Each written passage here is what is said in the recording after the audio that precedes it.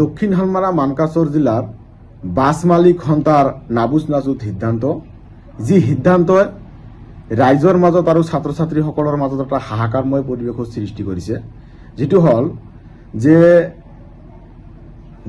মানকাছৰৰ পৰা গুৱাহাটীলৈ আমাৰ 268 কিলোমিটাৰ, এই 268 কিলোমিটাৰ অহা যোৱা কৰোঁতে মানে যিটো ভাড়া তেখেতসকলে বৃদ্ধি কৰিছে, যাওঁতে আমাৰ আগৰ ভাড়া আছিল আমাৰ 350 টকা, আৰু যোৱাকালি তেখেতসকলে কৰিছে কি যে প্ৰতিটো পেচেঞ্জাৰৰ ভাড়া যাওঁতে 600 টকা 32 পইচা আৰু আহোঁতে 600 টকা 32 পইচা।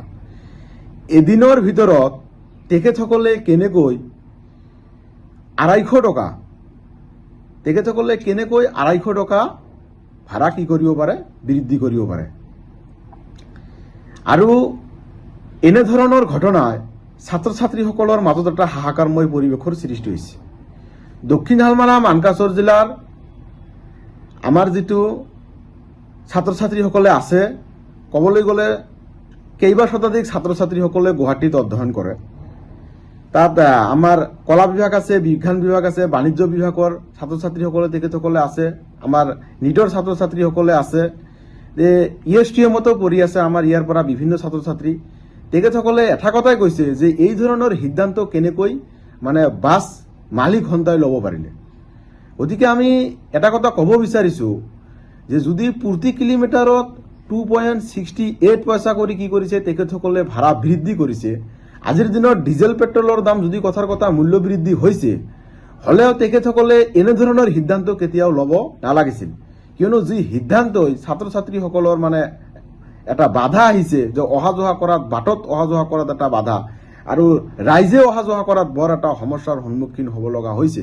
গতিকে যোৱাকালিৰ পৰা যি পৰিৱেশৰ সৃষ্টি হৈছে, এই ক্ষেত্ৰত আমি এটা কথা ক'ব বিচাৰিছোঁ যে দক্ষিণ হালমাৰা মানকাছৰ জিলাৰ পৰিবহণ বিভাগক আমি আহ্বান জনাইছোঁ যে এনেধৰণৰ সিদ্ধান্ত কেনেকৈ মানে বাছ মালিক সন্থাই ল'লে, আৰু আপোনালোকে কোনো ধৰণৰ ব্যৱস্থা এতিয়ালৈকে হাতত লোৱা নাই।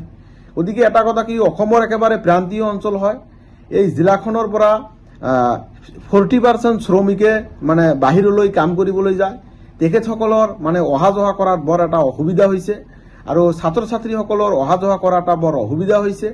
বিভিন্ন পেচেণ্ট ৰোগীয়ে ইয়াৰ পৰা গুৱাহাটীলৈ, অসমৰ বিভিন্ন জিলালৈ যায়, চিকিৎসা হৈ আহে। চিকিৎসাৰ ক্ষেত্ৰতো তেখেতসকলে মানে বাটত যাওঁতে যেনে এনেধৰণৰ এটা বাধা হৈছে, ক'বলৈ গ'লে এই মূল্য বৃদ্ধি, ভাড়া বৃদ্ধিটো, এনেধৰণৰ ভাড়া বৃদ্ধি কেনেকৈ কৰিব পাৰিবা।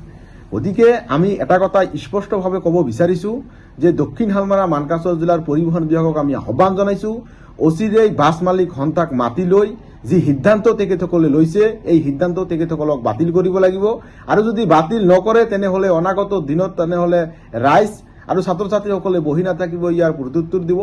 কিয়নো ভাড়া বৃদ্ধি কৰক, আমাৰ ক'বলগীয়া একো নাই, কিন্তু এদিনৰ ভিতৰত যদি আপোনালোকে পূৰ্বৰ ভাড়া আছিল 350 টকা, তাতে তেখেতসকলে কৰিলে কি একেবাৰে 600 টকা 32 পইচা, এনেধৰণৰ সিদ্ধান্ত তেখেতসকলে কেনেকৈ ল'ব পাৰে।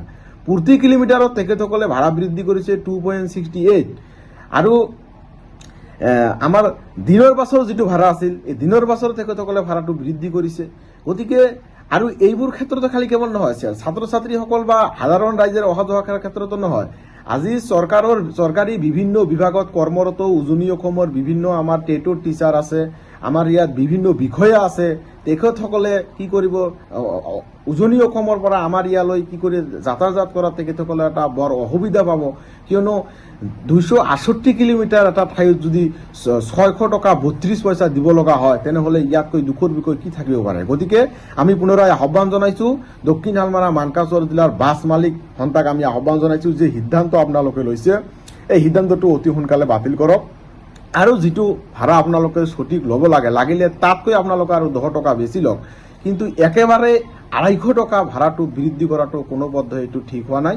গতিকে দক্ষিণ হালমাৰা মানকাছৰ জিলাৰ পৰিবহণ বিভাগক আহ্বান জনাইছোঁ যে বাছ মালিক সন্থাক মাতি লৈ অতি সোনকালে যি সিদ্ধান্ত লৈছে, এই সিদ্ধান্ত বাতিল কৰক, নহ'লে অনথা কিন্তু অনাগত দিনত দল সংগঠন বা ৰাইজ কিন্তু বহি নাথাকিব, ইয়াৰ বিৰুদ্ধে কিন্তু প্ৰত্যুত্তৰ দিবলৈ কিন্তু সাজু হৈ থাকিব।